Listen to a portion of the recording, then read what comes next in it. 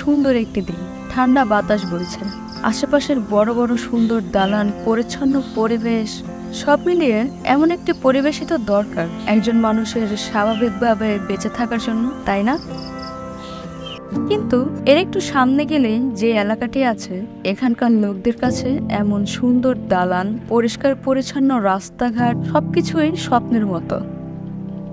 মানুষের বেঁচে থাকার জন্য সাধারণ যে 5টি চাহিদা আছে, খাদ্য, বস্ত্র, বাসস্থান, শিক্ষা ও চিকিৎসা, এই তালিকার প্রথম চাহিদাটি পূরণ করতেই এদের হিমশিম খেতে হয়। বাকি 4টি তো অনেক দূরের কথা।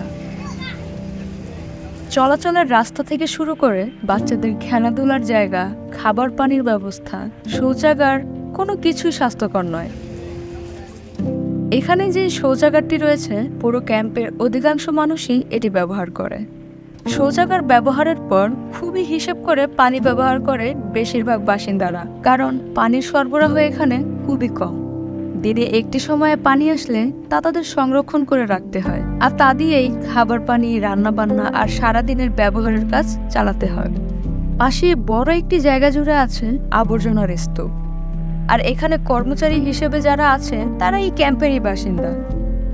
এর পাশাপাশিই গড়ে উঠেছে এখানকার লোকদের ভিন্ন ভিন্ন কর্মসংস্থানগুলো।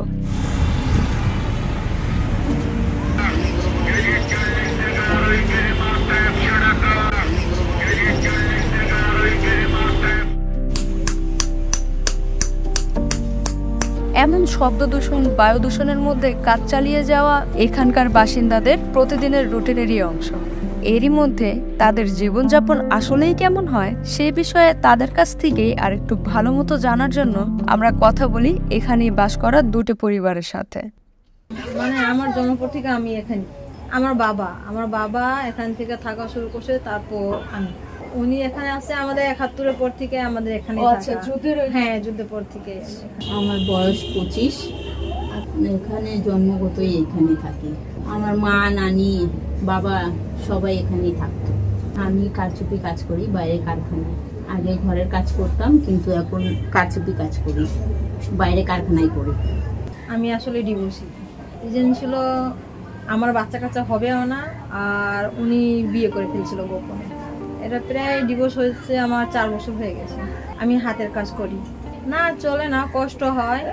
আমার আম্মু আছে, উনি একটু সাইডে কাজ করে, আমরা মিলেমিশে চলি। আমি 5 থেকে 6 হাজার টাকা কামাতে পারি।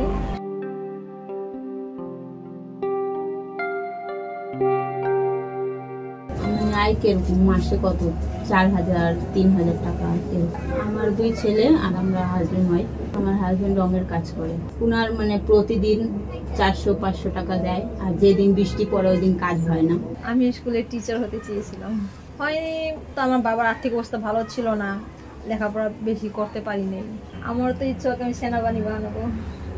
আমার বাচ্চাকে নিয়ে তো আমার ইচ্ছা ভালোই আছে। আমার বাচ্চাকে ইঞ্জিনিয়ার পড়ানোর ইচ্ছা আছে, কিন্তু মানে অভাবে দেখা এই বছর আমি আমার ছেলেকে পড়াতে পারিনি।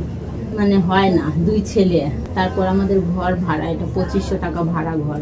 হ্যাঁ, 2500। তারপরে এর থেকে আর ছোট রুম থাকলে কম, আরো 2000 এরকম। আমার আম্মুর পা ভেঙে গেছিল। পা ভাঙার পরে আমার আম্মু 6 বছর বিছনায় ছিল। চিকিৎসা যতদিন আমি আমার বোন করাইতে পারছি আমরা করাইছি, তারপর আমরা পারি নাই দেখা আমার আম্মু ওরকমই ছিল। পা ইনফেকশন হয়ে গেছে, ওইভাবে উনি মারা গেছে। সবচেয়ে বড় সমস্যা হলো এখানে বৃষ্টির সময় আমাদের ঘরে পানি ঢুকে যায়। যেমন কালকে রাতে বৃষ্টি, এরকম যদি 2 দিন হয় এক লাগাতার, ঘরে পানি চলে আসে। পানি উঠলে তো আমরা থাকতেই পারি না রুমে, অনেক কষ্ট হয়। প্রায় যে এত দূর পানি উঠে, কত ঢুকে, পুরো খাট ডুবে যায় পানি ঢুকলেই ঘরে। রাতে বা দিন যে যতদিন পানি থাকে বাড়িতে, আমরা ব্রিজের নিচে যাই বা আত্মীয় স্বজনের বাড়িতে আশ্রয় নিই। এই যে রাস্তা ওভার ব্রিজের নিচে। খাবার পানি তো রাস্তার ওই পার দিয়ে আনতে হয়।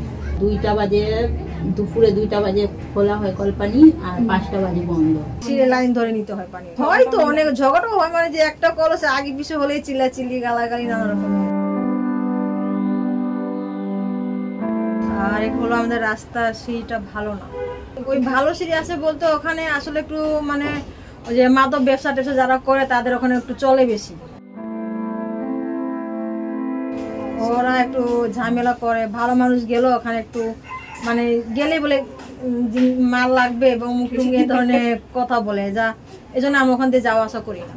তাদের মতে এখানে আরেকটু ভেতরের দিকে গেলেই মাদকাসক্তদের আনাগোনা। সেখানে লোকজনদের আচরণ একটু ভিন্ন ধরনের এবং ভিতরে যেতে বাধা পাবার কারণে সেখানটার ছবি আমাদের ইচ্ছে থাকা সত্ত্বেও তুলে ধরতে পারছি না। এটা অনেকই, এমনও হয় এখানে মার্ডার পর্যন্ত হয়েছে। যেমন আজকে থেকে 3 বছর আগে একটা মার্ডার হয়েছিল। ওরা সকালে উঠে চিল্লাচিল্লি যখন দেখি কি এবার পুলিশ টুলিশ সামনে গিয়ে দেখি যে একটা লাশ পড়ে গেছে। লাস্টেই আমাদের সিঁড়িটা আছে না, সিঁড়ির সামনে। আজকে 3 দিন আগে খুব চিল্লাচিল্লি আওয়াজ পেলাম আমরা, আম্মা গো আব্বা গো বাঁচাও বাঁচাও। তখন যখন আমি ঘর থেকে বেরোই শুনলাম যে কে কাকে কুবিয়েছে। এরকম আর কি নানা রকমের নানা ঝামেলা হতেই থাকে। তাদের সাথে কথা বলে আরো যা জানতে পারলাম তা হলো প্রায় সারাদিনই কোনো না কোনো কাজের মধ্য দিয়ে যেতে হয় তাদের। তবুও এর মধ্যেও তারা আমাদের অনেকটা সময় দিয়েছে, এখানকার নানান ধরনের তথ্য দিয়ে সাহায্য করেছে আমাদের। তাই আমাদের টিম তাদের জন্য ছোট একটি উপহারের ব্যবস্থা করতে চায়। তাই সেটার জন্য আমরা এখন এসেছি অল্প কিছু কেনাকাটা করার জন্য। আশা করি তাদের ভালো লাগবে এটা।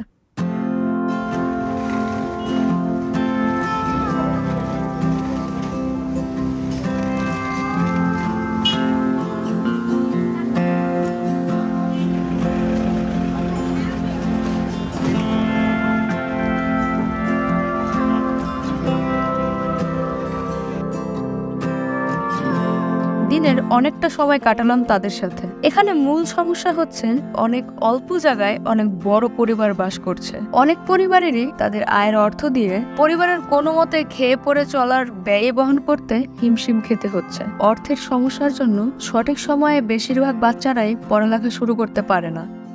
উল্টো দেখা যায় অনেক ছোট ছোট বাচ্চারাও অনেক ঝুঁকিপূর্ণ কাজের সাথে জড়িত। অসুস্থ হলে পর্যাপ্ত চিকিৎসাও পায় না পরিবারের সব সদস্যরা। এই দৃশ্যও যেন অনেক সাধারণ বিষয় এখানে। এর মূল কারণ ধরা যায় পরিবার পরিকল্পনার ধারণার স্বল্পতা। অনেক সংস্থা থেকেই এখানে খাবারের সাহায্য এসে থাকে, এটি একটি ভালো দিক। কিন্তু এর পাশাপাশি এখানকার লোকদের আরো যা প্রয়োজন সেটা হলো নানান বিষয়ে সতর্কতামূলক জ্ঞান।